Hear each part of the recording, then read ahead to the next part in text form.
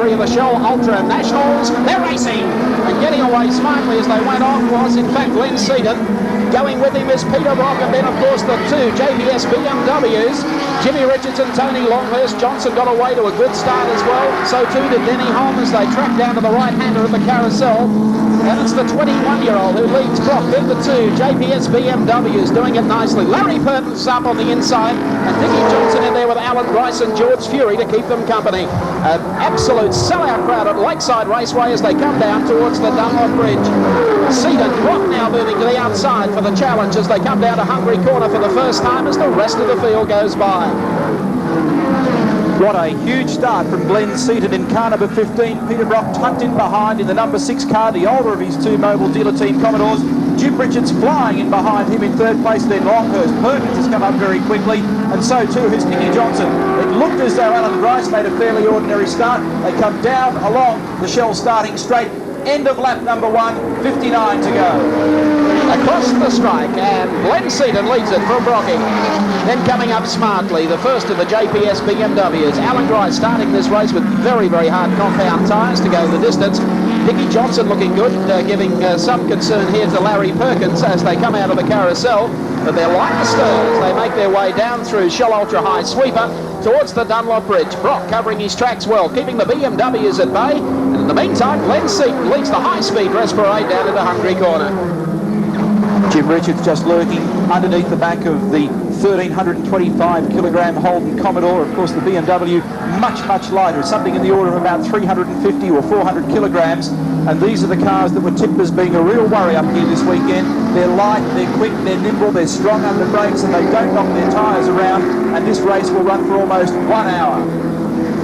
Coming down for the completion of 2, Peter Brock sits in the draft. Here's Dickie Johnson out wide, making up a big run down here on the outside of Larry Perkins. Side by side, he takes Perkins. So Dick Johnson comes up through the pack, runs up in 5th spot. Perkins drops back to 6th, right in the clutches of Denny Holm. The performance of the Sierra absolutely extraordinary then as it came down the straight. Johnson has made a number of modifications, some of which the Confederation don't agree with, to the turbocharger on this car. That'll be fought out later. But Johnson flying at the moment in the Ford Sierra Turbo. So Tricky Dicky beneath the Dunlop Bridge sits in touch with the race leaders. At the head of the pack, 21-year-old Glenn Seton in the Peter Jackson Nissan Skyline. Clear of Brocky in the number 6 Mobile Commodore. Then the 2 JPS BMWs, Jimmy Richards and Tony Longhurst. Then comes Johnson. Over the top of Motorcraft Hill. A little sideways that time was Johnson, but Seton just setting the right sort of pace. He has them all in for the draft though as they come back across the line again. Brock moves to the outside to cover and hedge his bets. And there's Johnson, number 17, the Shell Ultra High, Cosworth Ford Sierra. Past the Bob Jane T-Mart's helicopter there on the infield and out of the carousel. Brock staying in touch with Glenn Seton. Johnson is making ground on the back of the 2 BMWs, and then behind them there's another freight train of about 4 or 5 cars, and tapping them is Colin Bond with some newfound performance from the Alfa 75. An intriguing battle on our hands as Peter Brock tries to make a manoeuvre on Glenn Seton, who hasn't made any mistakes all weekend. Tony Longhurst moves to the outside of Jimmy Richards. He's getting a little agitated, wants to know if the team leader can get on and deal with Brock, because he's being harassed here from Dick Johnson, and Johnson is absolutely flying in the Shell Ultra High Cosworth Sierra. Once again, they make the run down the start-finishing straight. Glenn Seton, Peter Jackson, Nissan Skyline. Here comes Johnson! Out of the drop, 2 BMWs, takes one of them. That's Tony Longhurst, but Longhurst will have the inside run for the next corner. You reckon Tricky Dicky isn't a little competitive here today? And you don't think Tony will go down without fighting? That's for sure. So it's Richards in 3rd position, Longhurst in 4th, Dick Johnson is 5th, Harry Firth is 6th, and then Allan Grice in behind him. Well, what a sensational start to round 3 of the Shell Series here today. And have a look at Longhurst. How hard is he pushing the BMW through that right-hander underneath the bridge, Peter McKay? There's a little bit of aggro between these 2 guys. So a little bit. Well, we'll see what speed the Sierra's got next time they run the start-finishing shoot here at Lakeside International Raceway. Brock closing up just a bit on Glenn Seton. This is where the scrap is as Johnson makes his bid to come through the pack. Number 17. Johnson spent the last 3 weeks working with the Zytec EPROM system, the engine management. Now that white flag signifies there's a service vehicle on the road. We saw it in the foreground. They're obviously going out to retrieve somebody or something in trouble. Well, there it is going down on the inside, the pace Double yellow flags in the corner. Somebody's come off at the carousel by the look of it. And obviously there's a car parked down underneath the O in the Volvo sign. I wonder what's going on. It's George Fury's car. I think it is. It's George Fury's car number 30. Now I wonder who has caused that or what has happened. Well, our cameras haven't picked that one up. We've been staying with the Dyson. Fury was sitting back in about 10th spot. We'll bring you all the details. Glenn Seton, meantime, leads the race. Brock in second. Jimmy Richards third. Tony Longhurst fourth. And hard-charging Dick Johnson is fifth. But poor old George had problems all through the lead-up into this race. They have been here since Tuesday. That's the Nissan team. He wasn't getting his car up to full boost, and George was laying in 8th position in the opening few laps of this race. And he is the championship leader after 2 rounds. Here comes Dick Johnson again. Beverly Brock keeping an eye on the times that Peter's recording. Double yellow flags down at the end of the circuit, where we see a break in the tyre wall down there, and that's where George Fury has gone off. The drivers no passing through that turn. Some interesting things starting to happen here now. You'll notice that Johnson is quite obviously hard underneath the back of Longhurst. Perkins is getting a bit closer to Johnson, and Allan Grice indeed is following all that, so we're going to get a concertina effect here ultimately as they all start to form up behind Peter Brock. Not detracting from the man, but the car is just fractionally slower at the moment than the lighter cars, and that'll mean that if anything, young Glenn's going to be able to get away. This is exactly the scenario Glenn wanted. He wanted to make the jump at the start, have Brock in second, because he knew that the tyres on Brock's car, a bigger car, would fall away, and perhaps he would just manage to keep these other guys at bay. The threat in this race to Seton, obviously, are the 2 black cars. Jim Richards was saying yesterday he felt they had the capacity to run the whole 60 laps and keep their lap times up. That's Denny Holm, car number 10. Ford Sierra, not a Cosworth. This is the 2.3 litre engine, mainly the single cam 2-valve model. And the 1967 World Formula 1 champion out with problems. Neville Crichton is due to drive that car. He's in the United States this weekend. And this is the battle. Tony Longhurst versus Dick Johnson, who is Queensland's leading touring car driver. Loves to shine on his home track. And loves Lakeside in particular. I was posing the question, who is? Car number 3, the JPS BMW all over Peter Brock. Here comes Johnson down the inside this time of Tony Longhurst. He won't back out of it. And Dick Johnson takes Longhurst. That moves him 1 more spot up. There's only Jimmy Richards ahead of him. Then he's after Brock and the race leader, Glenn Seton. That was a chain reaction set off by Peter Brock. You probably heard me draw breath as they went across the top of the motorcraft hill. Brock got awfully sideways. And I think the 2 BMs started to make moves towards getting out of danger. That was all Dick Johnson needed. His cue was taken and away he went. Through on one of the BMWs. Now he's breathing on Jim Richards.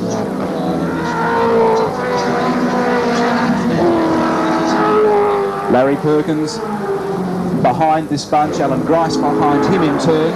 The V8 Commodore has had a few problems this weekend, and Allan is running 17-inch cross-ply Yokohama tyres. He's not quite happy with the compound that he's running at the moment. It's a bit harder than he'd like, so it'll take him a while to come through the field. And look at this. Dick's going to win this argument. Wait for this. Brock will cart Richards to the outside, and Johnson will try and come down the inside. Shades of the replay of last year. Here comes Johnson down on the inside. See ya, Jim. Johnson makes the track. Now moves up into third. The race leader, Glenn Seton. Peter Brock in second. Dick Johnson third, and going after them.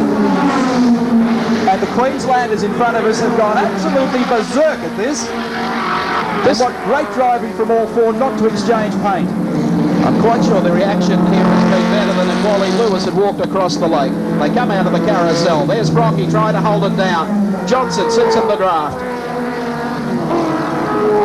And we're following this tremendous dice as Johnson comes back through the pack in the Shell Ultra High Ford Cosworth with Sierra. Notice the bodywork rubbing on the tyre that time as the car really started to roll steer through that corner.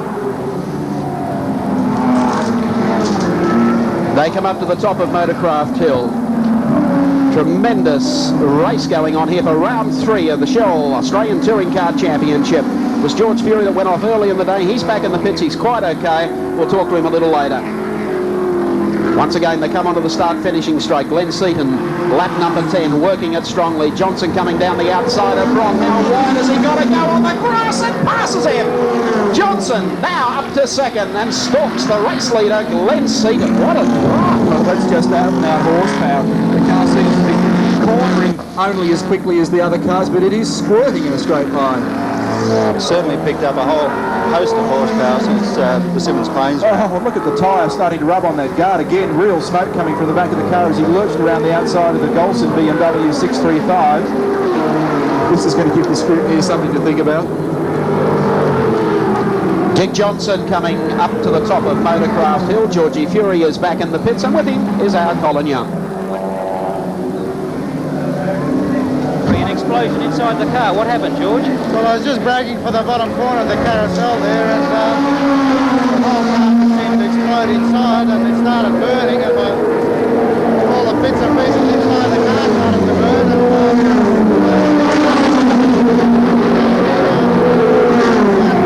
and burning as well. I thought that started up again and came in. I think I missed my motor race. You're not hurt anyway? No, just a bit stunned. It was, you know, one of those petrol-type explosions. Well, George Fury out of the race with an explosion inside the car and a new hat coming up.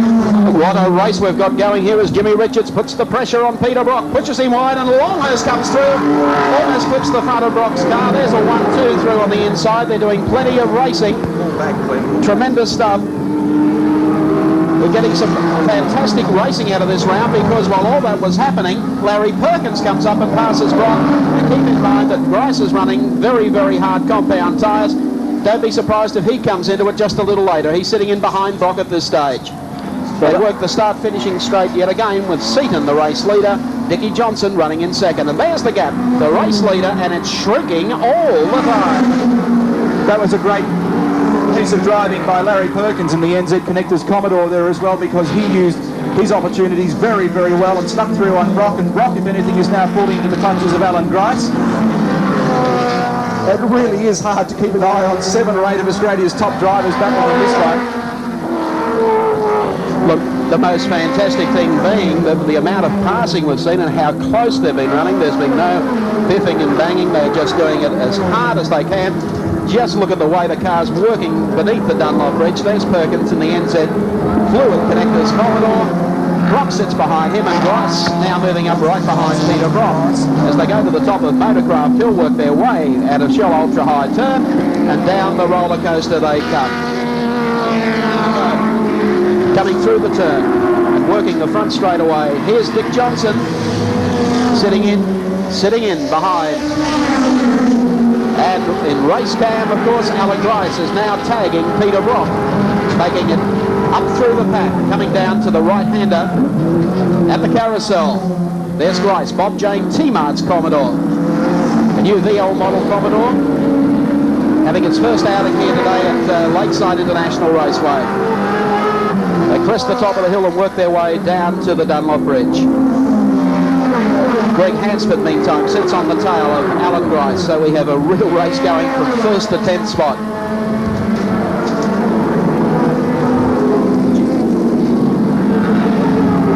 Coming up the top of the hill. We'll see how close Grice can get this lap around. It's a little loose in the tail, Grice's car. He's got Greg Hansford just pushing away at the inside of him. Through the right-hand king.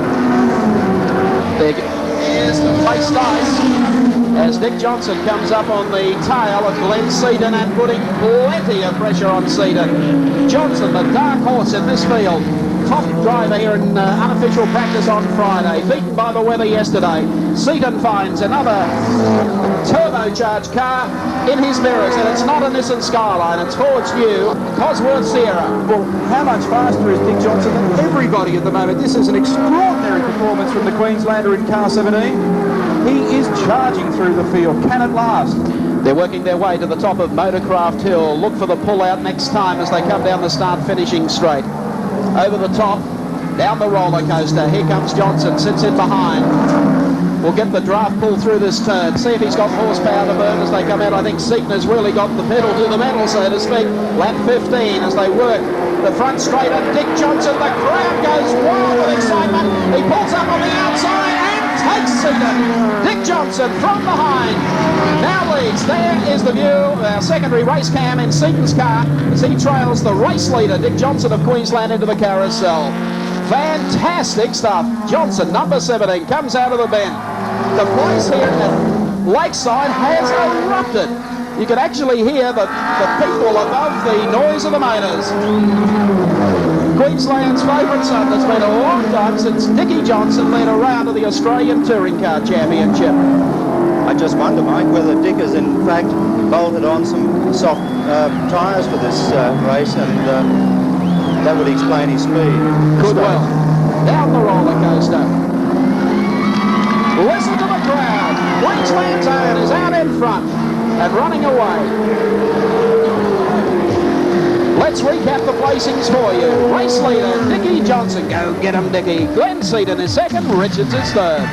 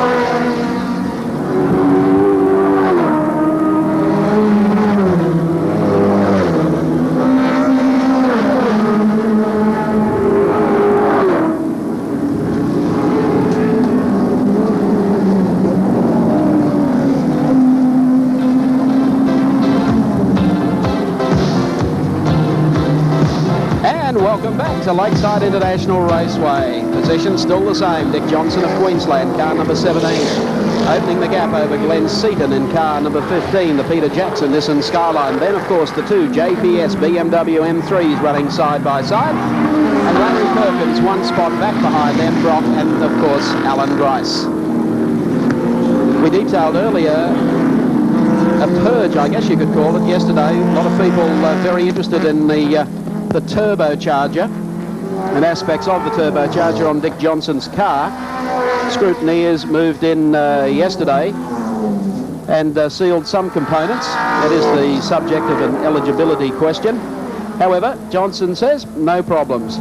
We've dealt with the issue a couple of times today. Johnson believes all is fair and square. And at the moment, though, I tell you what, the Ford Cosworth Sierra looking for its first world win. Dick Johnson, Ford Sierra Cosworth. Let's take a look at some of the details of the man that's leading this race with the compliments of Nissan, 41 years of age, 3 times Australian Touring Car Championship, and he's finally on the boil for this year. He's the ruler of touring car racing here in Queensland, and so far in this title fight he's back in 11th place, but today is going to make all the difference. Those details with the compliments of Nissan. One man who should be happy with the way the car is running is the team manager, engineer for Dick Johnson's team, formerly of the Peter Brock Holden Dealer Team, Neil Lowe, and of course Colin Young has him in the pits. Neil, a few smiles in the Dick Johnson camp today. Yeah, it's just a few. Different from last meeting, isn't it? What's the situation with the turbocharger? A lot of discussion that maybe Dick's car is not completely legal. At the moment, there's only a lot of discussion, and all the discussions come from the other teams. They just don't like to see the potential of the Cosworth start to come out. These are an exceptionally powerful motor car. We ran the car for the last 2 meetings in a standard form, exactly as we bought the engine from England. And in the last 2 weeks, we've put in a bit of time and effort and development, and this is the result of it. Well, it certainly is a great result for Queensland. Dick Johnson leading the 3rd round of the Shell Australian Championship. Mike? Thank you, Colin. Neil Lowe, once again, reaffirming, no problems there. They ran the car almost stock standard trim off the UK engine builder, and they have been doing a lot of track testing here. I think the thing that was forgotten, that Johnson started the touring car title at Calder, had really no time for development between round 1 and round 2 because all the cars arrived in Tasmania due to a shipping dispute, basically the day of qualifying. And he's had 2 weeks or 3 weeks to play with the car up here, and he's been doing a lot of testing at Surface Paradise, and had a week on Friday and said, you watch it go this weekend. Look at the background here, the 2 BMWs still nose to tail, and they're starting to close in on Glen Seton. And this will be very interesting. I wonder whether or not Glen's tyres are starting to feel just a little worse for wear, Peter. Well, that could be the case, Neil, but Glen's Skyline is at its worst through that fast kink. You'll notice that the Skyline of all the front-running cars has no aerodynamic panels on it. Alf Grant there in the middle. And through the kink, the Skyline tends to get quite unsettled, whereas the BMWs with their rear deck lid spoiler and their front air dam, and it's getting time here. Yes, they are really closing up on Glen Seton now. Jimmy Richards doing all of the pursuing. Tony Longhurst sitting in there. They've had a good thing going. As soon as Jim makes an inside brake on someone, Tony just forms up on the bumper and they take 2 at a time. Double trouble. Double trouble is right. So, working down the front straight now, Glen Seton. He's quick through this part of the racetrack, and he's been dropping a wheel over onto the grass there all weekend. And he's 3.8 seconds behind leader Dick Johnson. No need to give you any gaps between the next 3 drivers, that's for sure. Seton and the 2 BMWs in hot pursuit, Richards and Longhurst. Through the Shell sweeper there beneath the Dunlop Bridge and on the way to Motorcraft Hill. Seton got away the last lap over Richards and Longhurst. Once again up to the top of the hill. From about this spot on is about the only time that Jim gets onto the bumper of the Nissan Skyline. As soon as they hit the straight, that turbo power comes into play, and Jim doesn't move up again until just over 3/4 of a lap. Notice Denny Holmes back out on the circuit once more, Ford Sierra. Larry Perkins almost a straight length behind these drivers.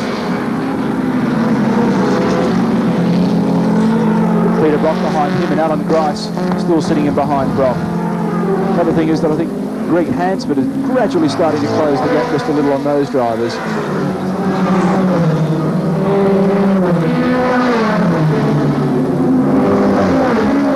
Case now of Glen having to think very carefully about some defensive driving, but he hasn't thought quickly enough. Jim Richards goes through on the inside. Good move. Very cleanly done, and Tony Longhurst is going to have 20 cents worth of this as well. Well, that hasn't worked. The old 1-2 double trouble that Peter mentioned didn't work that time. And we'll see whether or not Tony can effect a similar pass. That entry in the Hungry Corner is a Jim Richards specialty. I can recall 2 years ago he nailed Dick Johnson entering there. Here they come. Richards Running in second, third spot, of course, is Glenn Seton. They've covered 25 laps of round 3 of the Shell Ultra Australian Touring Car Championship so far. The next class we expect, or we're anticipating, will be Seton and Longhurst. Jim's got a good break, actually. He's going for it. Coming down to Hungary Corner. You can see the gap that Richards has been able to pull out on Glenn Seton. Meanwhile, Tony Longhurst comes up right on the tail of the Nissan Skyline, and as they come down the roller coaster off Motorcraft Hill, they're going to come up on quite a deal of traffic. Tony doing a good job. Andrew Badicki in the pits. Then the Oxo Ford Sierra with problems under the bonnet, as you can see. They haven't been too happy with the car's handling this weekend, but they've had no worries at all on the power plant side of things. They've ejected Andrew Badicki. Longhurst getting closer and closer to the back of Seton. Is he what? Tony maybe setting up, if he can get just close enough to make an inside run on Seton as they go down into the left-hander at Hungary Corner. He's not close enough at this moment. This is where Richards was able to nobble Seton 3 laps ago. But he stayed in touch with the 21-year-old for the last lap of Lakeside. You can see just how effective the BMW is at being able to nibble away at the back of a bigger car. Tony has the ability even mid-quarter to change his mind and say, okay, I'll try an inside run here. No, I might run for the outside. Fred Gibson is no doubt a worried man. And that's the advantage of having a 960-kilogram car. Yeah, and the scraps between two of the young lions of touring car racing, 29-year-old Longhurst, 21-year-old Seton. Tony just getting a little oversteer as he came out of the corner. They're running a D3 Pirelli radial tyre this weekend. The Nissan is on a Dunlop D06 reasonably hard radial tyre. So certainly nobody running big softies out there at the moment as far as these two cars are concerned. And look at Longhurst trying to squeeze through on the inside, just gives Seton a nudge. Alf Grant was the culprit behind all of that, in fact, because Glenn's got nowhere to go. Yes, he has. Wait for it. Well, look at Tony. Tony's thinking about a big run down the outside, but now Seton gets a run through on the inside. Well, he was very lucky to get away with that, because initially Alf couldn't do much about it. It was just in the way. That allowed enough room for Tony to get up and nudge Glenn. The cards fell the right way for Seton that time. Seton again puts a wheel out onto the grass as they go through the left-hand kick. Down to the carousel. So a very interesting Australian Touring Car Championship continues at Lakeside. Tricky Dicky leads it. Richards is second and Glenn Seton is third.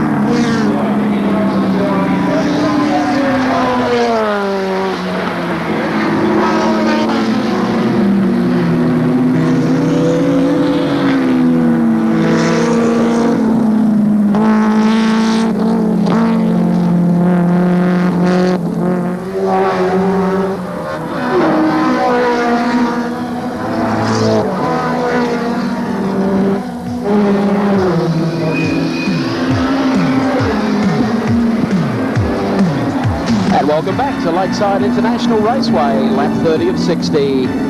And of course, Dick Johnson of Queensland is still the race leader in car number 17, but the man who has been stalking him for the past 6 or 8 laps, Jimmy Richards, is starting to gain a little on Queensland's number 1. At the rate of around about 0.4 of a second per lap. The gap is now 3.01 seconds. You'll see here, there's second place Jim Richards. The gap back to Glenn Seton in the background, 2.2 seconds. Tony Longhurst hard in behind him, and a further 8 seconds back to Larry Perkins. All the ingredients for a sizzler of a finish. Well, you consider there's another 30 laps to come, and weigh into account things like tyres and how tired they'll be, brakes, how hot they'll be, and how the driver's going to fare after a good hour of sprint racing. A man who probably felt quite confident about the success of number 15, Glenn Seton, is the Peter Jackson Nissan team manager, Fred Gibson, and Colin Young is with him. Fred, up until today, you had the fastest turbos in Australian touring car racing. Well, I think we've still got a very quick car, Colin. It's not as fast as Diggy's. It looks like the day's got the wood on us. But like, let's see what happens at the end of the day and what end of the weekend, really. No, Diggy's car is very quick in a straight line. It's about the blue and been very quick. It's just interesting to look at the car and finish the race. You've been talking to Glenn. How's he going? Glenn's going fine. He's driving very hard and very quick in the car. It's a matter of how fast the BMWs are going to push it along. I don't think we're going to catch Diggy. He seems to be sort of pulling away in the race, but I think we can keep the BMWs on us for the whole race. There's a lot of turbo talk in the pits. What's your opinion? I'm not saying. I'll wait till I hear the official results at the end of the day. Okay, Fred Gibson, still in a confident frame of mind about Glenn Seton's chances. Mike. Thank you, Colin. He might well be, but Tony Longhurst is ready to take a little of that confidence and dent it at the moment, because Longhurst is working very hard indeed on the tail of the Peter Jackson Nissan Skyline. And while that was happening, we saw Allan Grice come out of the pits. As I mentioned before, he started the race with hard compound tyres and has had problems, had a half lose, went into the pits, and we spotted him coming out. In the meantime, though, Longhurst closing up on car number 15, Glenn Seton. There's Dicky disappearing down the front straight. There's the man going after him, Jimmy Richards, in that magnificent little BMW M3 for the JPS team.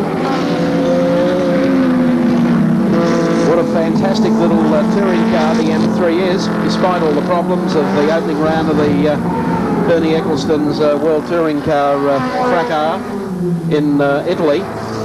But full marks to Frank Gardner, who's put together 2 absolute screamers, perfectly legal cars for 1987. 285 horsepower is the figure the BMWs are producing right now, with more to come soon. So that's the bad news for the rival teams. Car number 3, Jimmy Richards, running in second, coming off the Motorcraft Hill. No problems at all for the JPS team this weekend. Went down and spoke with them this morning. Everything went fine in the lead-up.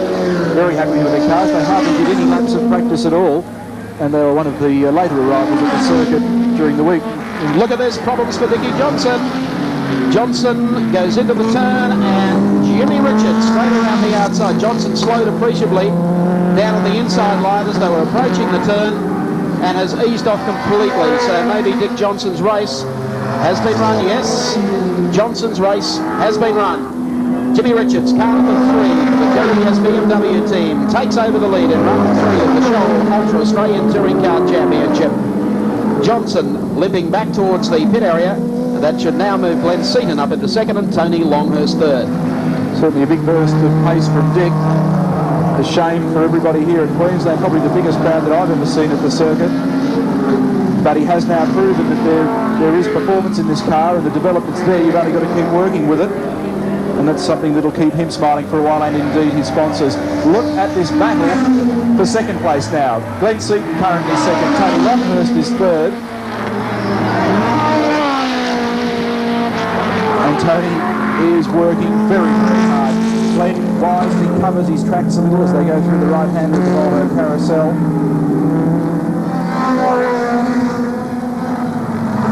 Longhurst getting closer all the time.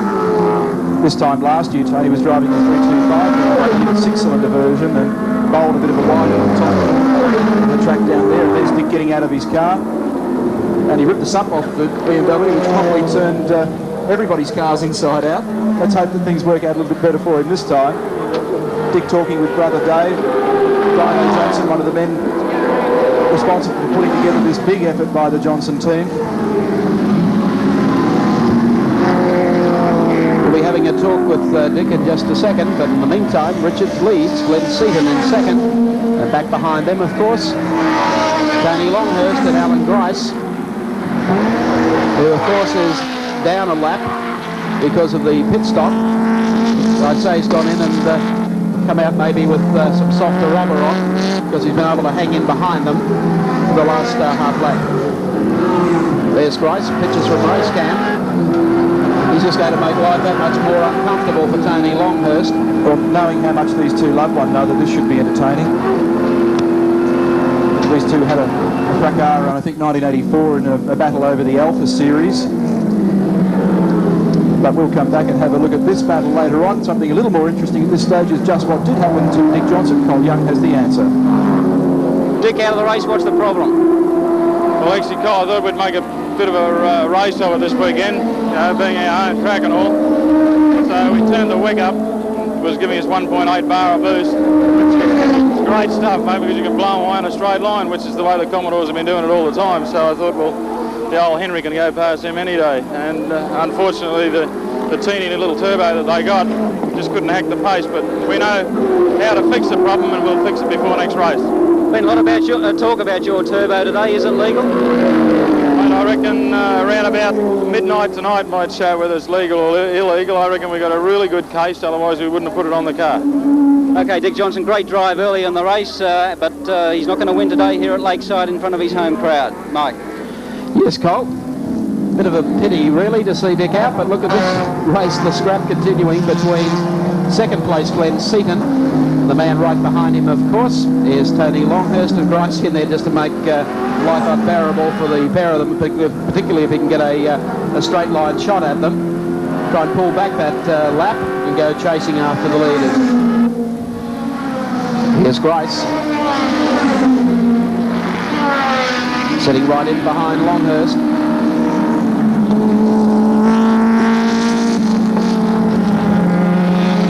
Through the carousel. Coming back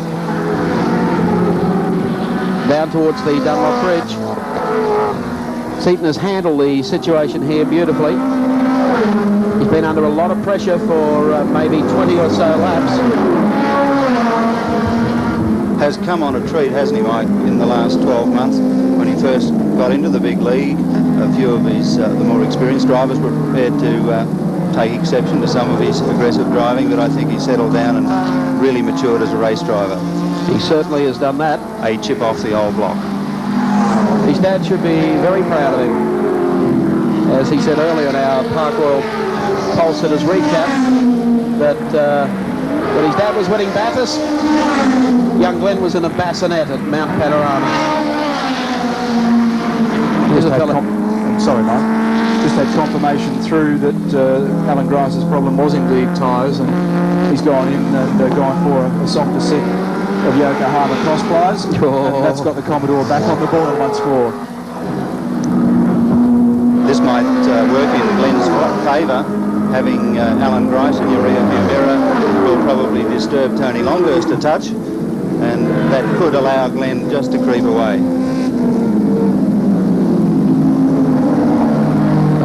They head up to Motorcraft Hill again. Richards, meantime, opening the gap over Glenn Seton. So 1-3 at the moment for Team JPS BMW.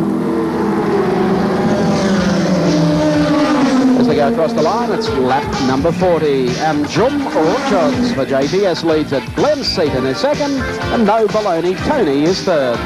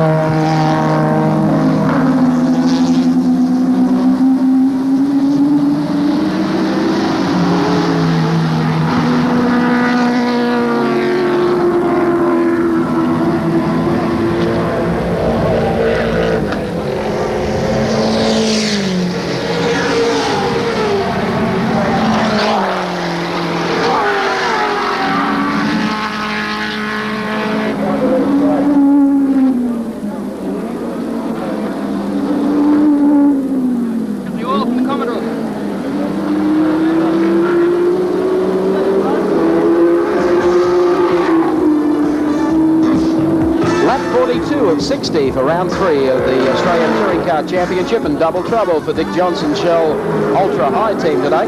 Teammate Greg Hansford is in the pits. He's had problems during the course of the race. Winds up in the pits, parked next to Dick. And he was coming on strong. He was involved, of course, in that scrap earlier. Dick moves along to find out what was going wrong with his car. In the meantime, the battle for 4th and 5th continues. Larry Perkins is some 17 seconds down on Tony Longhurst in this 4th position, behind him Peter Brock, as you can well see. Originally behind these two drivers we had Hansford. He put in during the break. So a race within a race for the minor placings. And around about 4 seconds covers the top 3 drivers. That's Jim, Glenn Seton and Tony Longhurst.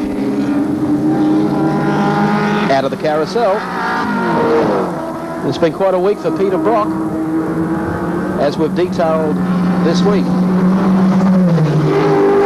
42 years of age is our Peter from Melbourne, company director. First in the 74, 78 and 80 Australian Touring Car title, 8 times winner of the James Harding 1000, 9 times Castrol 500 victor, and 6th in the 87 Australian Touring Car Championship at 18 points. Stats courtesy of Nissan Know How.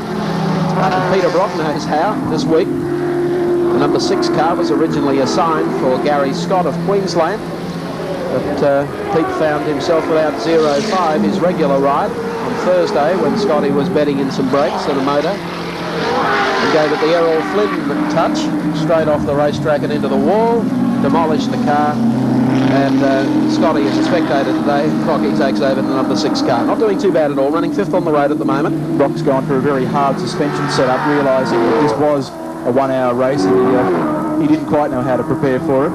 And also experimenting with some new Bridgestone tyres this weekend, and they've gone for a completely new case construction. And Larry Perkins indeed using a new radial Dunlop tyre called a D14, an experimental tyre. The two of them at the moment absolutely nose to tail. That tells you how much the rivalry is between the tyre companies at the moment, how even they are, producing some great racing. Former chief engineer and team leader when they were together, now running their own operations. And their fortunes have brought them back onto the track nose to tail 2 years after they first broke up here at Lakeside in 1985. Perkins at the wheel of the NZ Fluid Connectors Commodore. Fastest hose doctor at Lakeside today is Larry Perkins. And Rocky and he have been having a great duel for probably now 10 to 12 laps. Larry's got 27 points on the board in the Shell Ultra Australian Touring Car Championship. Quite a fair way down on Jim Richards with 41. Rocky's further down behind him in 6th placing with 18 points. So this is a crucial battle for Brock to try and get some valuable points in the 9-round series. They're coming up behind Denny Holman. Denny was the driver that partnered Larry Perkins to a win in the Kukakari 500-kilometre race in January this year in New Zealand. They come down the roller coaster. Just ahead of them, of course, this marvellous dice between Glenn Seton, Tony Longhurst and Allan Grice. And they're still on the boil. Jimmy Richards continues to lead the Australian Touring Car Championship round for the Shell Ultra Series. This is the race for second. Glenn Seton, Tony Longhurst, and of course behind them Allan Grice, but he's down a lane. One of the things that the Nissan team are experimenting with this weekend, and indeed they've embarked on a new campaign involving some new technology, is a new engine management system and a total diagnostic computer and keyboard. There's Frank Gardner, a worried man, wondering the fortunes of his two drivers. Allan Grice pulls out to pass Tony Longhurst. Pretty hard to do that with this flying BMW. It's becoming a great three-way battle. Look at Tony up on the outside. Glenn covers his tracks. He knows how to make it difficult for Tony. Certainly not doing anything wrong. Playing within the spirit of the rules. This new engine management system on the Nissan is developed by a company called Locomotive in the United States, and it's Greg Gibson's idea to institute this new type of system on the car early in the season, so that when these cars go from the 100 octane avgas that they currently use down to 90 octane supergrade pump fuel after September, they'll be well and truly ready for it. It brings the power on a little smoother, gives an overall better fuel air mixture ratio into the engine. They can therefore turn the boost up at any given point in the rev range. And although the car doesn't have more horsepower than it currently churns out, it uses what horsepower it's got just a little better. Here comes Grice down the outside. Oh, that does it too. Now that will do anything but make Tony Longhurst happy. And that really does put a bit more pressure on Glenn Seton, because Grice is down a lap. He's trying to get that back, get back on the same lap as the leaders. But at this stage, his choice of tyres certainly paying off for him.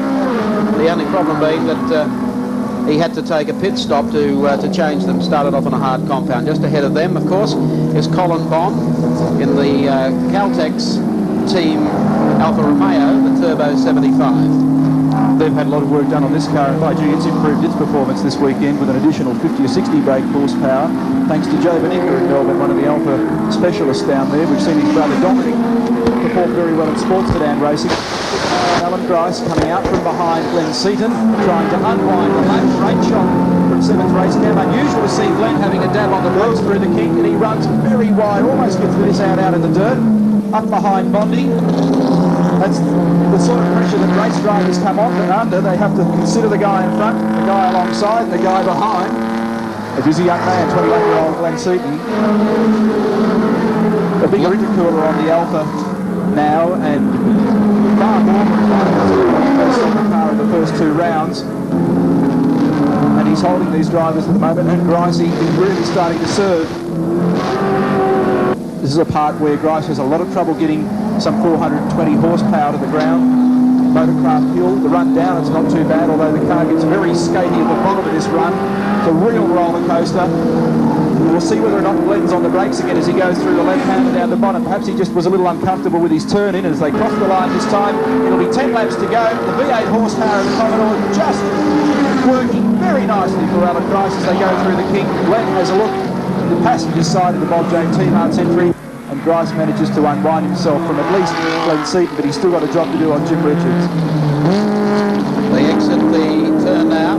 There's our shot out the back of the Commodore. That pass has made no difference to the race lead, of course. It has taken a little of the pressure off Glenn Seton. He has slowed just a whisker, and you'll notice Tony Longhurst will be very close to him by the time they reach the top of the hill. So Grice, after that pit stop, has come back and looked very competitive indeed in the Bob J. T-Mart's VL, having its first run here today at Lakeside. What will be interesting is to just check the gap between first and second and get some idea as to whether Glenn is going back. We'll do that shortly. Colin Bond must be a much happier man now with the improved performance of the Alfa 75, and Richard Hay, our European correspondent, warned us at the start of the season that with the car being tipped in Europe is the real worry for this season. It's now 8.19 seconds between leader Jim Richards and second placed Glenn Seton, so if anything, Jim is pulling away. As Bondi, James Hardy winner, rally champion, touring car champion, Mr. Everything in Australian motorsport, been around a long, long time. And a much happier Colin Bond this morning, safe in the knowledge his car was performing better. Jim Richards is the leader, Glenn Seton in second place, and Tony Longhurst is third with 10 laps to go in the Shell Ultra Australian Touring Car Championship.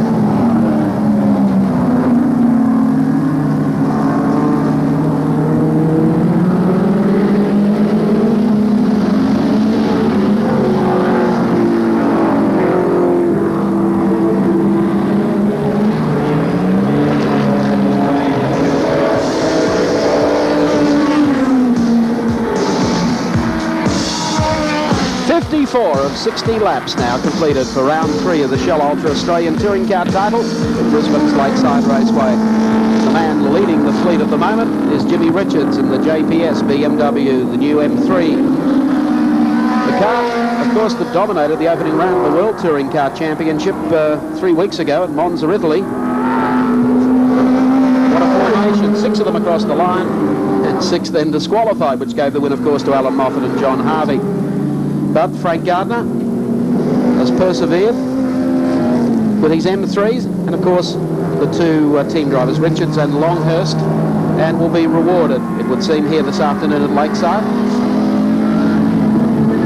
as Jim powers onto the start-finishing straight yet again. With about 5 laps remaining, I would think the happiest man at Lakeside would surely be Frank Gardner. Colin Young? Well, Frank, you should be happy. Jim's leading the race, but Tony's got some problems. Tony hit a curb nice and early on, and he's had a bit of a wheel alignment problem, so he's a bit of a tyre worry at the moment, but if his tyres hold out, he's still in good shape. Can he get past Seton for second, do you think? If Seton has his way, no. Well, Frank, a lot of controversy a couple of weeks ago in Italy with the fine performance here today. Well, the scrutineers are sat on us for a few days, so if there's whatever happened in Italy, goodness only knows, but we're not involved in it, so we just had to have a motor race. What about, you had some comments earlier on about the increased performance of Dick Johnson's Ford Sierras. Well, it was pretty impressive. Rumours have it that there's a little bit of a scrutineering problem with it. The scrutineers are going to look at the turbo on it, whether or not, you know, there's anything illegal. Only time will tell. Okay, Frank Gardner, team manager for BMW, and he's in charge of the race-winning car, Jim Richards. Mike. Thank you, Cole. An in-depth interview with Frank Gardner. And Frank, of course, patting his drivers on the back and not wanting to be drawn into anything. That's Frank. And there's Jim coming up on Denny Holm, not having the best of days in the John Andrew Motorsport Ford Sierra, a car that has been campaigned by Neville Crichton in a couple of races this year. They're also hopeful of achieving the same development results as Dick Johnson for their car over the next couple of races. Performances for this little car so far in the championship haven't been too bad. Jim Richards, the 5th from round 1 after getting pole on the Saturday, 2nd down at Simmons Plains, and looks like he might climb into the winners roster in today's round. Let's have a look at the actual gap between Richards and the battle for 2nd place between Seton and Longhurst. Richards in the 4th round, and a country mile back to 2nd and 3rd. There they are. And Tony Longhurst working very, very hard at trying to get to make it a JPS BMW 1-2. You have to cast your mind back to the spot where Jim was able to nobble his way past Glen Seton on the approach to Hungary Corner. Tony just wasn't close enough to be able to follow him through, and because of that he's had to battle with Glen Seton for the probably 3/4 of the race. They come out of the FM 104 sweeper. Quite clearly you can see the gap between 2nd and 3rd. 3 laps remain in round 3 of the Shell Ultra Australian Touring Car title. And I think we've seen enough today to suggest that when Dick Johnson cures his little problems with the Ford Sierra Cosworth, no one particular car or team has a lowdown was there on the Touring Car title races for the rest of the season. Across the line, 2 laps remain. There's our race leader, Jimmy Richards, car number 3 for Team JPS. Had an absolutely fantastic season back in 85 when he won the Australian Touring Car title. Won 7 of the 10 rounds. Was unbeaten at Sydney's Amaru Park in the Better Brakes Amscar Series. Tony Longhurst just starting to drift back now from this dice. So it looks as though it's going to be JPS BMW, Peter Jackson Nissan, and JPS BMW, the order at the end of the 60 laps. Coming on to the start-finishing straight with 1 lap to go. Jimmy Richards from Victoria streaks down through the sweeper, down towards the right-hander of the carousel. Has driven an impeccable race. He's involved in the scrap with Dick Johnson and any number of other cars in the opening laps. Was able to get through on the inside of Glenn Seton. Once in front, he's opened the gap all the time. Beneath the bridge, they're now down to Hungry Corner. It's been a long time between Australian touring car rounds for Jim. He picked up a result at the Winton Raceway round last year, basically because the leading Nissan was eliminated from the results because of a technical breach. Coming off Shell Ultra High turn, down the roller coaster. The last turn, this finishing straight, checkered flag at the ready, and Jimmy Richards is going to strike gold here today at Lakeside International Raceway. He takes round 3. Second spot will go to Peter Jackson, Nissan Skyline driver Glenn Seton, who comes through the turn now, and running third all the way to the flag is going to be Tony Longhurst. Probably the best touring car race of the season, round 3 of the Shell Ultra Nationals here today at Lakeside International Raceway. Absolutely no doubt about that. Jim Richards, congratulations. Well done. How did you do it? Well, it was just a matter of trying to do 60 laps as fast as we could, and if that was fast enough, I thought we'd win the race, and fortunately, that happened. To the victor go the spoils. Bernard Wheelerhan, General Manager of Shell Oil Marketing. The laurel on Jim, please. Over the top. Well done, Jim. Thank you very Marvellous much. second at Simmons, and well-deserved first here. Thank you very much. Thank you. Well, Jim, it's only taken you 3 rounds in the series so far to get up on the winner's roster, and you must be very pleased with that. Yes, the car's gone continually quicker each time we've been out. The boys, Greg, Frank, other Greg, Des, all the lads, done a fantastic job.